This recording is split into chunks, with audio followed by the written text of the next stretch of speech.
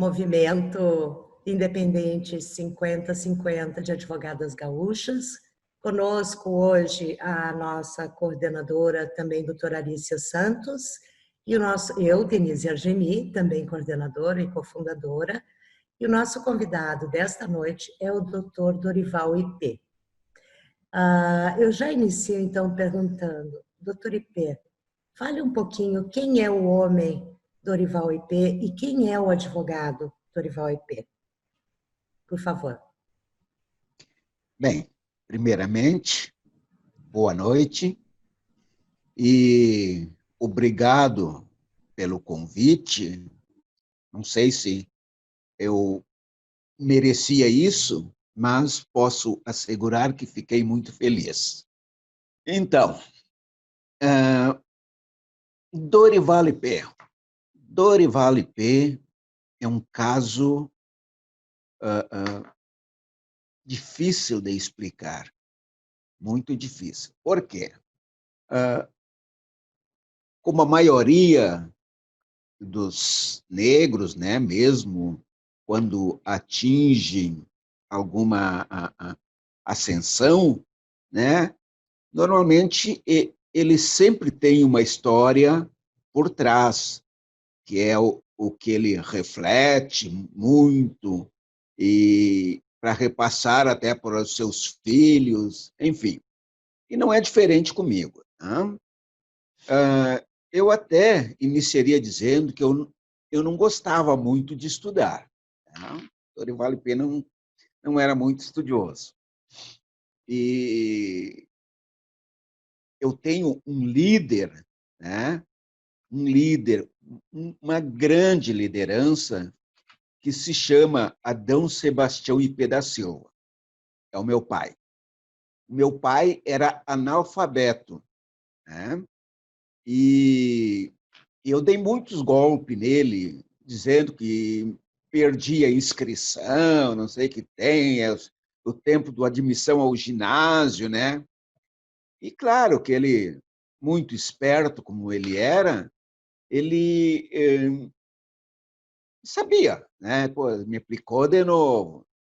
Daí um dia ele chegou em casa, uma noite, e disse assim: olha, hoje não, está iniciando, vai iniciar aqui no Colégio Paraguaçu o Mobral, e eu vou fazer, eu não pude estudar, né? Puxa, aquilo me doeu bastante, aquilo me doeu muito. Mas já era tarde também, eu estava o quê? Já tinha os meus 17, 18 anos, né? Então eu fiquei mal com aquilo. Mas muito mal eu fiquei. E ele efetivamente foi para fazer o Mobral. Muito bem. Então eu arrumei lá um supletivo, né? Hoje é o EJA, né? E fui cursar aquele EJA. E daí, ato contínuo, eu fui para o Exército, né? E daí lá eu fiquei tentando terminar o EJA, mas o EJA, né? O supletivo, mas fiquei 2 anos e 4 meses no Exército e não consegui terminar o ensino fundamental. Aí, como Dorival, o IP, veio parar em Porto Alegre, era um soldado no Exército, né? E tinha um cursinho de mecânico ajustador de 40 horas. Para vocês terem uma ideia, um curso técnico de ajustador mecânico são 3 anos. Eu tinha um de 40 horas que fiz dentro lá do Exército. Assim como também eu fiz o curso de técnico de enfermagem no Exército. Com esse curso, um dia chega um primo meu que já estava aqui em Porto Alegre e disse: é que eles gastavam mais do que eu, né? Ele via, né, que o meu soldo de milico, né? E eles ganhavam ali os seus 3, 4 salários mínimos, né? Daí ele disse, mas cara, tu tem esse curso, por que tu não vai trabalhar salvo se tu não quer te sujar, né? Mas olha, tu vai ganhar, tu entra lá ganhando não sei quanto, dava multiplicado pelas 220 horas, dava, na época eu acho que era 240 horas, dava 2 salários mínimos e meio. Eu disse, mas cara, o que eu vou fazer lá nessa empresa desse jeito? Com um cursinho desse? Se tu quer, vai que nós te arrumamos. Eu disse, tá, eu vou. Então, eles conseguiram, eu me desliguei do exército, das fileiras, e vim para Porto Alegre para trabalhar nessa empresa. O senhor vem Foi de assim, onde, doutor IP? Desculpe. O senhor vem de que eu, município? eu venho, bem, assim, ó, eu nasci em Linha Capão, distrito de Vila Teresa, Santa Cruz do Sul. Só que Que o maravilha. distrito de Vila Teresa se emancipou, né? Então Aham, daí é Vera Cruz, né? Então eu venho de lá. tá certo. Eu, meus documentos todos constam, como eu sou de natural de Santa Cruz, mas hoje lá é Vera Cruz. Tá certo. Mas continue a nos contar essa história com essa injeção de coragem. O senhor aceitou, então, a proposta? Foi lá Aceitei a conferir? proposta. Aceitei a proposta. Aí vim. E é o meu estilo, eu até me colocaram num setor, eu começava a tirar, olhava, oh, isso aqui dá para fazer assim, dá para fazer assado. O pessoal foi gostando de mim e assim eu cheguei em Porto Alegre. Somos em 8 irmãos, 4 mulheres e 4 homens. Eu sou o mais velho dos homens e o terceiro na geral. Casado, né? Sou pai da Brenda, né? Ela é tua fã, né? O pai da Brenda e da Juliana e da Elisângela. Estou aí, né? Não sei mais o que gostaria que eu... Doutor Ipê, o senhor está em Porto Alegre, veio lá de Vera Cruz. Como é que surgiu essa ideia de cursar direito? Como é que o senhor entrou? Como é que foi se desenvolvendo e chegamos praticamente ao movimento hoje, em 2020? Bem, eu falei que eu também tenho um curso de técnico de enfermagem que eu fiz no Exército, né? Então, em 1977, foi uma época muito braba, né? Até 83 por aí. Mas o que aconteceu? Essa empresa começou a sofrer com a fiscalização do Ministério do Trabalho. E daí, numa das visitas lá, eles viram, mas pelo número de funcionários, vocês têm que ter um técnico de enfermagem. E daí o homem não queria.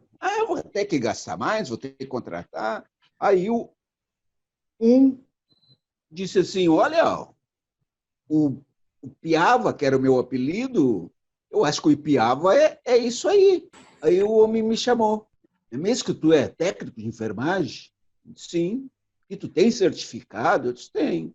Mas está lá em Veracruz ou tu está com ele aí? Eu disse, não, está aqui comigo. Tinha uma pasta, né? Aí está comigo. Então busca lá. Aí eu fui morar. Nós morávamos numa república, a uns 200 metros da empresa. Saí, fui lá, peguei o meu certificado. Aí ele já chamou o rapaz do departamento pessoal e disse, tira uma cópia, pega o livro e te manda lá na fiscalização que nós temos enfermeiro técnico, né? Que maravilha. Aí tá, daí o que foi que ele disse? Então agora só que tu não vai, tu vai continuar lá trabalhando lá. Trabalhava na montagem de caldeiras, né? tu vai continuar trabalhando lá, mas só que não vai meter a mão na graxa, tu tem que estar limpo. Se os homens chegar aí, tu tem que ir lá atender eles. Ou seja, o senhor acumulava duas funções, de operário e de técnico em enfermagem. Isso. Como a gente Então, tem que se preparar, né? Porque as oportunidades surgem para quem está preparado, né? Daí já se extrai uma boa lição para a vida.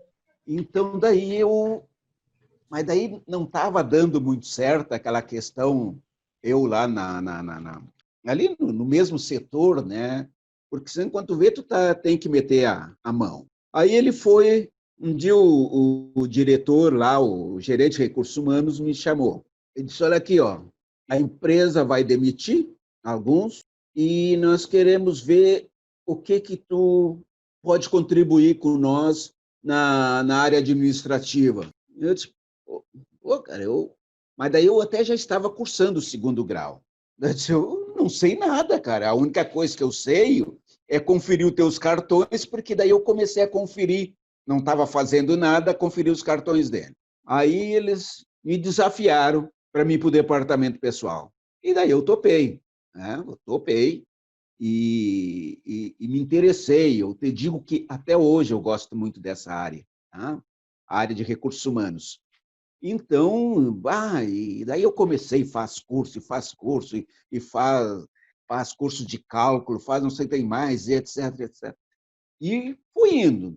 Daí, daí eu me promover. Aí disse, tá, como é que nós vamos colocar? Não, bota ele como assessor de recursos humanos. Daí eu olhei para o recrutador, o seu Celso, era um homem de bastante idade, né? O seu Celso até disse, aí tudo bem, assinaram a minha carteira, mas aqui não era promoção. Não Tá? compensava muito. Aham. Tá. E daí, então, como eu estudei bastante, cada vez sabia mais, e foi indo, e daqui um pouco, um dia ele me chamou e disse, o Negão, como ele me chamava, né, dizia, eu estou afim de te botar de gerente lá. Tu topa? Eu disse, mas como? Como é que eu vou substituir o Orlando, cara formado em administração, pós, em recursos humanos e etc. Daí ele disse, não. Se tu topar, eu acredito em ti. Aí eu topo. Aí eu virei gerente de recursos humanos nessa empresa. Eu trabalhei nela 25 anos e mais alguns meses, e daí entrei lá como mecânico e saí como gerente de recursos humanos. E Então, prosseguiu sempre estudando, né? não, daí a questão do estudo é outra história, tá? Porque, então, como eu era preposto, né? Como eu era preposto, os advogados nossos da empresa, eles diziam, a empresa tal, o preposto manda as coisas assim, como tu manda, como é? E foi indo, aí fizeram um curso na Fiergs, né? E daí me convidaram eu para falar do papel do preposto, né? E daí, a partir dali, então, já comecei a participar mais dessas coisas ali, e muitos me confundiam com o advogado, né? Não sei se trabalha na área trabalhista, mas eu não vou lembrar o nome dela, é uma desembargadora, uma morena. Outro dia a gente conversou e ela disse, mas doutora, eu sempre imaginei que o senhor era advogado antigo. Eu disse, não, era preposto, doutora. Já Aí, tinha o ânimos de advogado, então, já. e daí o advogado, que era o doutor Alcides Matê, que depois passou no concurso para juiz e está aposentado hoje. Daí ele dizia, mas cara, por que tu não faz direito, cara? Tu tá pronto, cara. Eu só sabia a rotina de pessoal, né? Aquela matéria ali, mas ele dizia, né, que eu estava pronto. Um dia, a minha mulher, eu selecionei ela, né, para trabalhar lá como secretária e acabamos casando.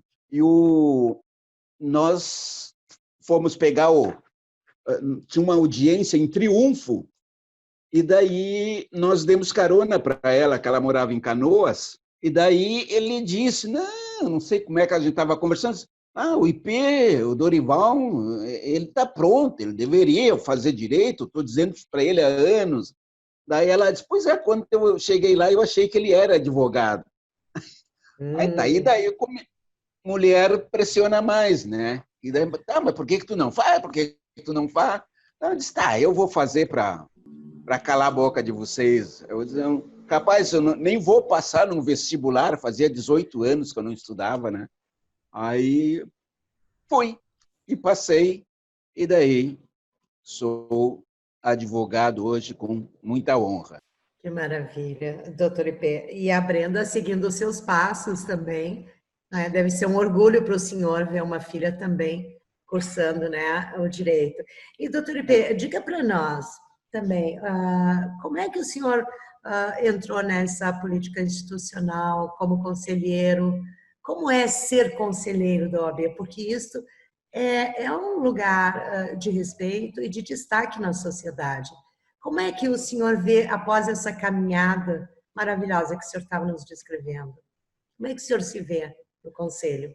Bem, eu me formei em 98-2, na Unicinos, né?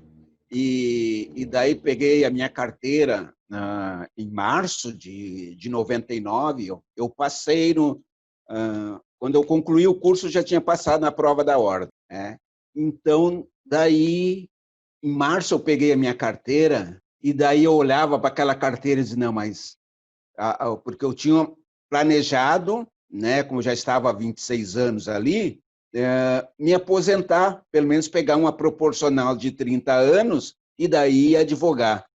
Mas, olha, e cada dia eu chegava a sonhar com aquela carteira, e um dia eu falei com a minha mulher, eu disse, eu estou a fim de ir advogar. Até hoje ela não me respondeu. E todo mundo dizia, tu é louco, cara, tu tem um bom emprego, talvez não seja o que tu quer, mas tu sabe como é que é, advocacia, etc, etc. E eu disse, aí eu tomei a decisão sozinho. Aí cheguei no homem, fui lá e disse, eu quero arriscar. Eu fiz, quero arriscar. E até embalado, porque foi difícil, né? Houve as promoções na empresa, mas a carga foi pesada. Eu infartei com 42 anos, né? E daí a Andréia Petraco, a minha cardiologista na época, um dia ela me chamou e disse, doutor, daí ela disse, eu contei qual é que era o meu propósito, né? E daí ela foi e disse assim, não, mas ou eu acho que o senhor está querendo deixar uma pensão para a sua família, enquanto o senhor poderia ir advogar. O senhor fez um curso, por que o senhor não vai? E aquilo, então, também me elevou. E daí, então, 99, foi em novembro de 99 eu saí da empresa, daí já comecei a montar o escritório, que casualmente é nesse mesmo lugar aqui. Dia 3 de janeiro de 2000, eu sentei aqui e abri a porta para receber os clientes. Mas daí veio... A minha vida era Porto Alegre. Daí eu aqui em Cachoeirinha não sabia. Daí me falaram da OAB. Eu disse, eu vou para lá então. Daí comecei a participar de umas reuniões ali, aquela coisa toda. Era uma anarquia, coisa... era um horror.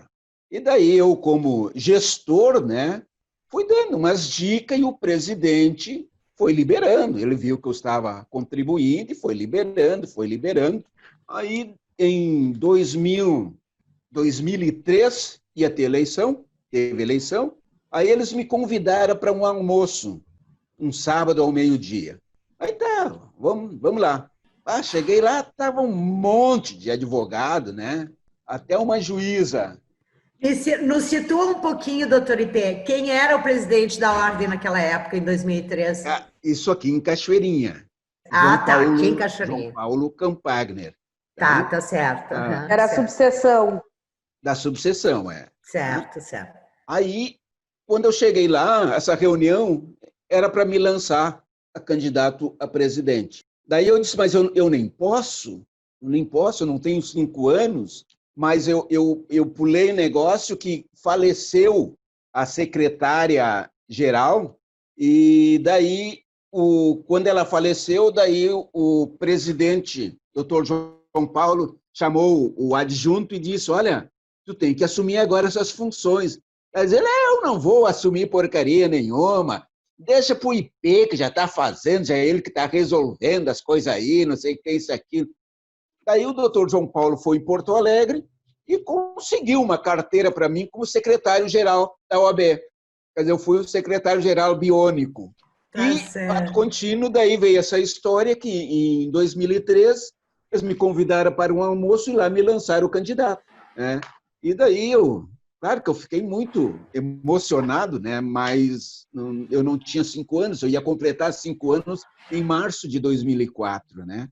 Então, dizia, não pode, mas daí eles começaram, advogado sabe tudo, né? Não, mas tu tem direito adquirido, tu já tem uma carteira, como é que te lança, aquela coisa toda. E nós... Bem, montamos a chapa e fui sozinho. Ninguém quis concorrer, me deram como merecimento pelo que eu já vinha fazendo, né? E o que houve aqui que foi muito, muito notado, o fórum, não sei se tu conheceu o fórum antigo aqui de Sim, Cachoeirinha, pois é, sim. era um ambiente perigoso, era... O e eu entorno, ficava né? doente, com aquilo ali. E daí, em uma reunião, eu propus o fechamento do fórum.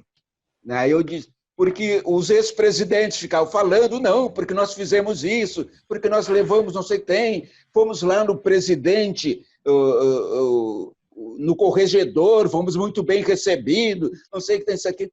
Aí, numa reunião, eu disse, olha aqui, ó, vocês esperam que um presidente do tribunal vai receber mal uma comitiva de Cachoeirinha?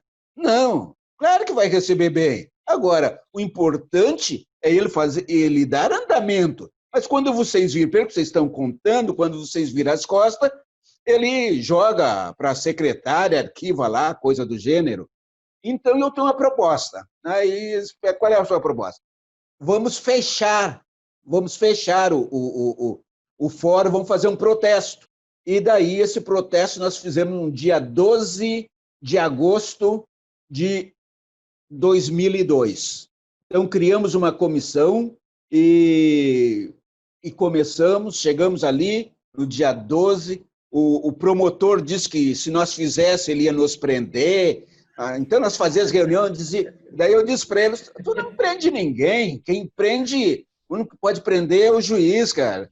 Tu não prende ninguém. E até hoje ele não esquece disso que eu disse para ele, né? E até porque os juízes também estavam a favor, né? Eles vibraram, né? E de fato, isso, ao meio-dia nós chegamos ali e daí só saía, entrar ninguém entrava. Isso foi notícia nacional, saiu até no Jornal Nacional e foi uma ideia minha, né? Entendeu? Então, aconteceu algumas coisas até que eles, para me fazer aquela surpresa do almoço. Então, virei presidente, fui presidente aqui por 9 anos, 3 mandatos. Né? Nas minhas gestões, né, a gente fez o Fórum Novo, que foi em função desse protesto, né? Uhum. Justiça do Trabalho, enfim, o que tinha para fazer, eu fiz. E a nossa sede, a sede da OAB, que é perto do Fórum, hoje aqui, também ficava aqui duas salinhas aqui num prédio, né? E eu disse, não, meti a cara e fiz lá uma sala, considero muito boa, muito prática, né? Com tudo que se tem direito. Então, mas eu quero dizer assim para ti, até essa condição de presidente, realmente ela te dá muita bala, tá? Né? Porque o presidente, aqui, as questões com juízes, é o presidente que resolve. A função de presidente de subseção não é bem valorizada. Eu costumo dizer que a gente é o para-choque, né? A gente Sim. aqui é o para-choque. Sim, porque os senhores estão na linha de frente, né? É preciso Exatamente. coragem para enfrentar uma série de problemas que se Sim. apresentam diariamente, né? Sim, enfrentamos polícia, enfrentamos juiz, nos diz, mas por que tu vai te meter nisso aí? Os caras vão te marcar, cara, os teus processos. Eu disse, não, que é meu processo? Eu nunca perdi um processo até hoje e não vou perder por isso. Eles, como assim nunca perdeu? Eu disse, não, quem perde é o meu cliente, o juiz tem que ter consciência disso. Se ele quiser me penalizar, ele vai estar fazendo injustiça contra Claro. um jurisdicionado. Pessoa, claro. Então, e daí depois, então, eu até, se eu quisesse continuar por aqui, eu teria espaço, mas, assim, ó, eu saí tão bem daqui, eu estou tão bem, eu continuo na mente dos advogados aqui, que eu disse, poxa, eu tenho que sair, deixa eu sair bem, né? Uma satisfação. E foi o que eu fiz, daí eu fui, aí estou no conselho. Uma bela caminhada, hein, doutor Ipê? Uma bela caminhada, muito trabalho, muita coragem, não é? E quando o senhor chegou por aqui, como é que foi lá no conselho? O senhor se sente realizado com essa ascensão? Porque é um cargo de destaque, né? Dentro da nossa instituição. Mas só que a gente não tem visão, né? Tu sabe que eu sou conselheiro. Por quê? Porque tu me conhece. Quantos mais tu conhece? Quantas vezes tu passa por um ou por vários e tu não sabe que ele é conselheiro? Agora, aqui na comarca, todo mundo sabe que é o presidente. Aqui, nas comarcas, a gente tem um compromisso social, nós temos que vai ser inaugurado não sei o quê, é convidado o presidente da OAB, tem voz, qualquer coisa que acontece mesmo político, assim, grandes atos, todos os presidentes têm participação, têm voz. Visibilidade, né, doutor Ipê? Visibilidade do trabalho sendo executado. E qual é a contribuição que o senhor entende que pode prestar o senhor e os demais e as demais conselheiras? Qual é a contribuição de um conselheiro dentro da nossa instituição? Bem, o nosso papel, né, fora aprovar contas, aquela coisa, nós temos muito a questão dos processos, né? Porque tem processos que são julgados pelo Conselho Pleno. Por exemplo, o senhor está falando do TED? Suspensão. Não. O TED é a primeira instância. Uhum. Daí depois vem as câmaras. Certo. Daí tem o órgão especial, que eu não sei como é que a gente pode chamar aquilo. Tá, mas órgão especial. As decisões do órgão especial, nem o Conselho Pleno pode discutir ela. Daí, se tiver, vai ter que ir para Brasília, entendeu? Não cabe mais recurso, então. Exclusão, por exemplo. Exclusão é o Conselho Pleno, entendeu? As decisões, o julgamento do TED, ele é julgado pela primeira Câmara, que trata normalmente da questão de ingresso do advogado, como advogado, na entidade. A segunda Câmara, essa trabalha um monte, porque todo o processo disciplinar que o TED julga, os recursos vai tudo para ela. Essa trabalha muito, né? E o órgão especial, né, ele julga recursos contra as decisões da primeira Câmara e da segunda Câmara. Daí é nós, daquela decisão ali não cabe mais recurso aqui, daí só para Brasília. Entendemos. Doutor Ipê, desculpa interrompê-lo, mas nós já estamos chegando ao final. Temos 2 minutinhos. Eu gostaria de fazer uma pergunta para o senhor, que pelo que o senhor narrou agora para nós, Percebo que o senhor é um militante, é um ativista desde sempre. E o que você entende, o senhor entende, da importância do movimento independente 50-50 e o que nós poderemos engajar na luta da advocacia com este movimento? O senhor, já parabenizo o senhor pelo seu trabalho e também, que provavelmente vai acabar daqui a pouquinho, e também agradeço o senhor estar presente no dia de hoje conosco.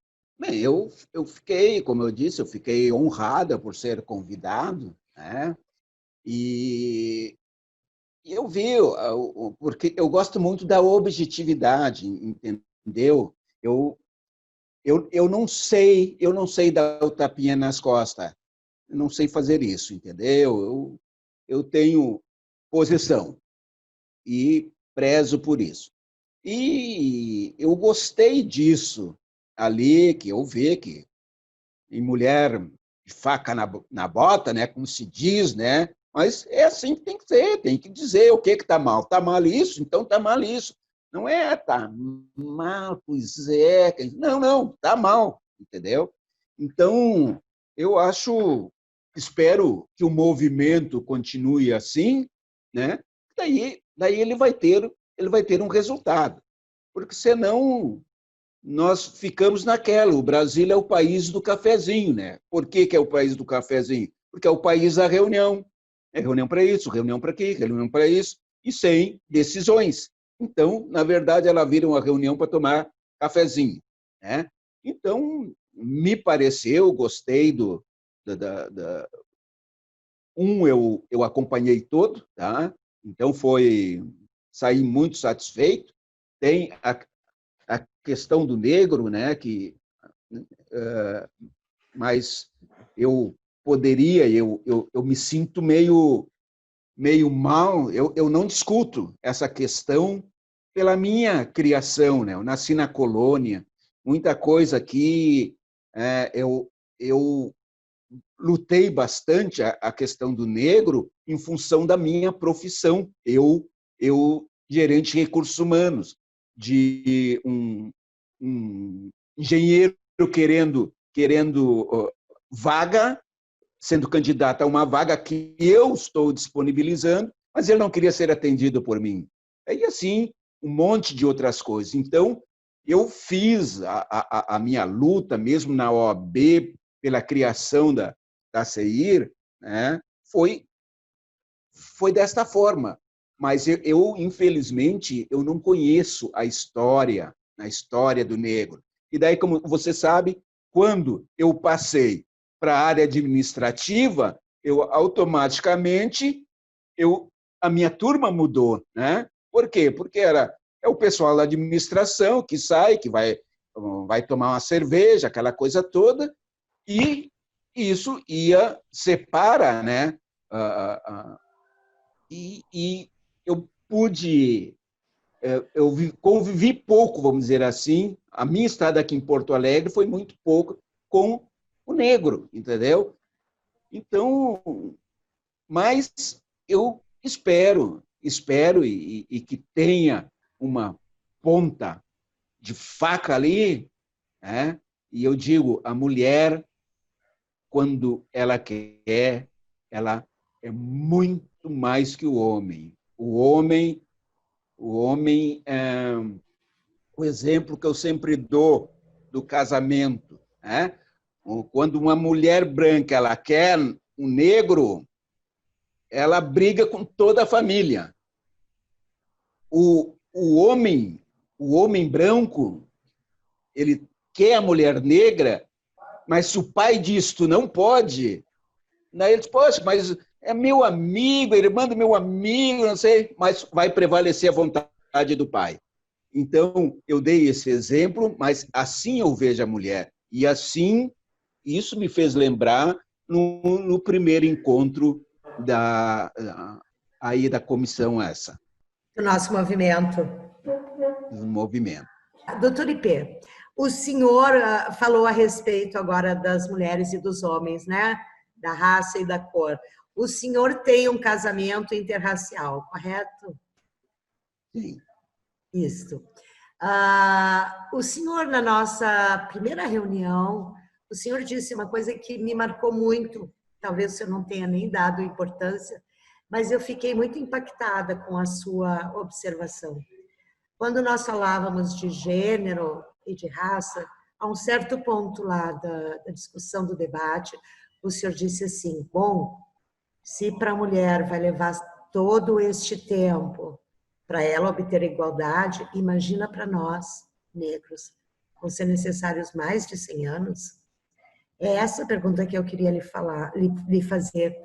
Eu queria saber como é que o senhor vê essa questão racial e de gênero nesse viés que o senhor manifestou, porque me pareceu uma perplexidade muito autêntica da sua parte.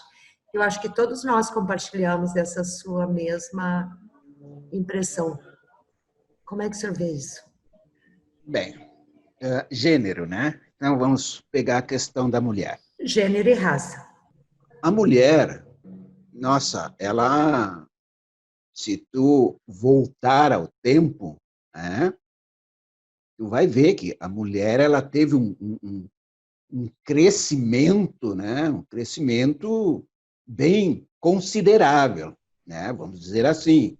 Eu acho que ela passou, né, a milhão até pelo homem negro, entendeu? E, claro, a mulher estuda mais, né? Tanto é que, se tu pega assim, sabe a média de salário de Brasília, quem é que tem a média de salário mais alto? Se for O povo sabe, concursado é mas... igual, né? Mas no privado a gente sabe como é que funciona. Tu entendeu? Então, mas isso é a demonstração de que ela ocupou muito mais espaço, entendeu? Que nós não conseguimos. O negro não conseguiu. E não é por falta de capacidade. Eu te digo assim, quando eu comecei agora a ver essa questão do negro, que foi palestras e etc., eu disse, puxa, eu sou apaixonado por alguns, eu admiro a competência dos caras, a eloquência, né? Enfim, mas não adianta, não nos dão oportunidade. Deixa eu contar um casinho bem rápido da empresa, tá? Outra vaga de engenheiro de novo. Aí, vários candidatos, né? Eu fiz a pré-seleção, passei para o engenheiro 3, como eu sempre fazia. Eu disse, para mim, qualquer um desses 3 está bom. Aí, ele tira o dele, já que vai trabalhar com ele. Aí, apareceu um negrão mais alto, sabe? Daqueles que eu tinha que olhar para cima. Mas o cara deu de relho no teste, né? Aí o engenheiro depois veio, falou para mim, né, mano? Tinha que me mostrar os testes, né? Aí eu disse, mas o cara é muito bom. Disse, então tá, e daí? Como é que vai ser? Ele disse, não, eu vou dar uma conversada lá com o Petri, não sei o que tem isso, aquilo, que era o dono da empresa, né? Aí, depois, me chamaram e me deram, mas daí já me entregaram a ficha que tinha sido aprovado em branco. Mas daí, depois, passado isso, o engenheiro veio e disse para mim, não, olha, aquele cara é muito bom. Aí daí, tu guarda bem essa ficha dele, tá? Eu disse, tá bom. Aí, machuca, né? Machuca, tu tá sabendo, né? O senhor está dizendo que a oportunidade foi negada porque ele era um homem negro, é isso que o senhor está ele dizendo? Ele era negro, entendeu? Então, isso eu tenho vários casos assim que eu posso contar para vocês. Foi nos 100 anos da abolição da escravatura, eu contei 2 casos, era para contar um para a gaúcha, mas daí eu contei 2 e eles leram os meus 2 casos que eu contei, entendeu? Então, é terrível. E daí estava assistindo uma palestra e daí uma mulher disse, olha, para nós chegar à igualdade, isso vai levar ainda uns 100 anos. Sim, a nossa estimativa é... Daí eu me desesperei, eu disse, então o negro nem em 500 anos vai chegar, né? Porque se para a mulher que está aí, judiciário, ela está tomando conta de todas essas, onde tem concurso, e isso é lógico que isso traz outras também, não é? Vê, advogados, eu acho que hoje até saiu o número, né? Aqui no Rio Grande do Sul, parece que as mulheres já passaram, já tem mais Já advogada que somos advogado, né? mais de 50%, já faz mais de mês isso, inclusive. Já faz alguns Então, meses. ela tem muita chance de passar, né? Agora, se as mulheres ainda acham que vai levar uns 100 anos, é desesperadora a situação do negro. Doutor Ipê, eu gosto de pensar em prospecção, né? Pensar do futuro daqui para frente, porque nós já sabemos, infelizmente, as lutas emancipatórias, se nós chegamos onde estamos hoje, muito devido às mulheres que vieram antes de nós, as lutas emancipatórias, sufragistas, feministas, enfim, podemos fazer todo o histórico. Mas com a população negra também não é diferente, não é? Então, na verdade, nós achamos o poder ninguém vai dar, nem para as mulheres, nem para as pessoas negras. Somos nós que temos que nos unir para que esse estado de coisas mude. E eu aí, não sei se o senhor desculpa, concorda com isso, Denise. Arícia também. Claro, Arícia, complementa, por favor. E aí a gente, acho que numa outra gravação nós até conversamos e falamos sobre isso. Nós só somos minorias porque nós não nos unimos, né? Então, enquanto a gente não se unir, no meu caso aqui, eu tenho um homem negro de um lado e uma mulher, mas branca de outro. Eu sou a interseccionalidade dos dois. Se os dois não se unirem para me auxiliar a estar no topo, eu também não, eu sou a que menos vou chegar entre vocês dois. Então, precisamos que as minorias se unam. Olha, me permite, e eu não vou mais ter tempo, tá? Eu estou com 66 anos, tá? Eu não vou mais ter tempo. E, infelizmente, isso de eu não querer estudar quando novo, né? Isso me faz falta hoje, tá? Eu sempre digo para Brenda, o pai é um cara que tem respeito, mas o pai não é um grande advogado. Agora, tu tem que ser uma grande advogada. E hoje, eu já me impressiono com ela assuntos do direito que ela conversa comigo, entendeu? Ela é Então, demais.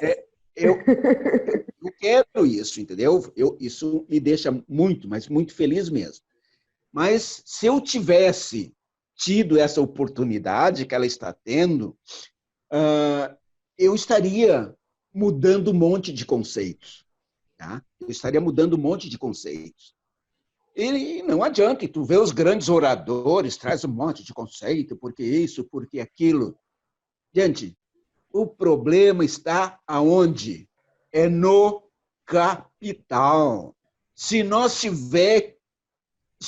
moramos na favela, por que nós moramos? É dinheiro, gente. Se nós somos a maioria, se o negro é a maioria, por que nós não somos presidente do Brasil? Nós não somos os 27 governadores, nós não somos não sei quantos deputados, federal, estadual, quantos prefeitos, porque nós não temos dinheiro, gente. Infelizmente, esta é a verdade. Então, o que sobra? Como eu não consigo, né, suando, trabalhando, né, ganhar alguma coisa, dá apenas para mim comer ao meio-dia, entendeu? Trazer a comida, eu vou ter que pegar, vou ter que votar lá no outro. Por quê? Porque ele vai me ajudar, ele vai me dar alguma coisa. Mas por que tu não concorre a deputado? Em 2014 eu até concorri, entendeu? Mas daí, como é que eu tinha que ser eleito, entendeu? Se a maioria é negro, né? Que não é o caso do Rio Grande do Sul, né? Mas Deveria ter sido, entendeu? Poderia ter sido. Mas, poxa, eu com 2 ou 3 caras trabalhando comigo, uma caminhonetezinha com um somzinho em cima, e daí os caras botavam no fim da tarde 100 pessoas trabalhando, caminhão, 2, 3 caminhões. Tem estrutura, né, doutor IP? Estrutura. E isso, nós precisamos ter essa consciência que é isso, para nós lutar contra isso. Não é... Eles criaram, tem um monte de conceitos, mas é só conceito. E que eles sabem que não é assim, entendeu? Eles sabem. Se eles derem, se melhorar muito as nossas condições, nós vamos ficar fortes. Nós vamos estar disputando os espaços, né? Aí sim, mas agora, na atual conjuntura, não. A questão das cotas. Pô, e olha, eu não briguei porque o pessoal me falava, eu sou contra, eu dizia um monte de coisa pro cara. Né? Dizia um monte de coisa. E, sei, temos mais negros esclarecidos hoje. Um monte. Por quê? Porque conseguiram fazer uma faculdade, entendeu? Porque tiveram oportunidade. Mas, né? mesmo assim, ele não se libertou da condição econômica. Eu saí ganhando 53% do que o meu ex-chefe ganhava se fosse ele. Ele estaria ganhando 47% a mais que eu. Tem cabimento? Não tem. Mas mesmo assim eu estava feliz, né? Eu estava feliz, né? Estava feliz. Tem que ficar feliz. Então, doutor IP, tudo isso que o senhor falou nos remete novamente ao racismo estrutural, nos remete que temos acesso a, mas não temos as mesmas oportunidades e, infelizmente, temos que lutar, né? Temos que lutar, temos que nos unir para fazer com que modifique, que essa desigualdade seja um pouco menos desigual, porque dizer que magicamente, utopicamente, a gente vai conseguir para ontem aquilo que há anos, né, se tenta e não consegue é utopia total. Então, precisamos nos unir, precisamos estar de braços dados e de braços fortes, né? Representação, inclusive, porque o senhor falou numa das suas falas ali, eu não convivi com muitos negros. Sim, porque, querendo ou não, o senhor acabava sendo o preto exclusivo, né? O negro exclusivo naquele ambiente. Por quê? Porque o senhor, entre 1000, foi o único que teve a oportunidade. Precisamos modificar isso. Precisamos que não seja somente uma única mulher como presidente da OAB. Oportunista, né? E por oportunidade, né? Por oportunidade. A intenção foi para salvar a multa da empresa. Talvez, se não fosse isso, não teria acontecido, né? Desculpe, doutor IP, como nós temos que nos encaminhar para o final. Exato. Vamos deixar uma mensagem. Eu sou uma pessoa, uma otimista trágica, como diz o sociólogo Boaventura. O que eu quero dizer com isso? Que as utopias estão aí, né? E quando nós alcançamos uma, nós vamos atrás de outra.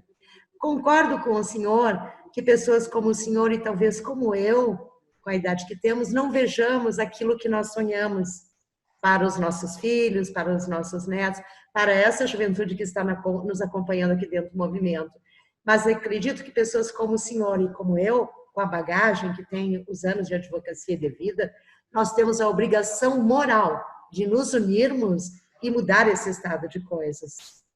Não só para os nossos filhos, para as pessoas que nós conhecemos, mas para toda a sociedade. E nesse sentido, então, queria também concluir já aqui, passar para vocês, o movimento não é mais um movimento jurídico, ele se transformou num movimento social.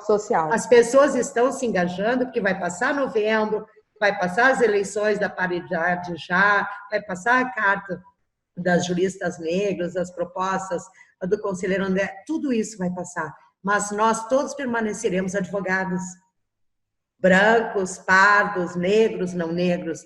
E a OAB, o sistema OAB é nosso.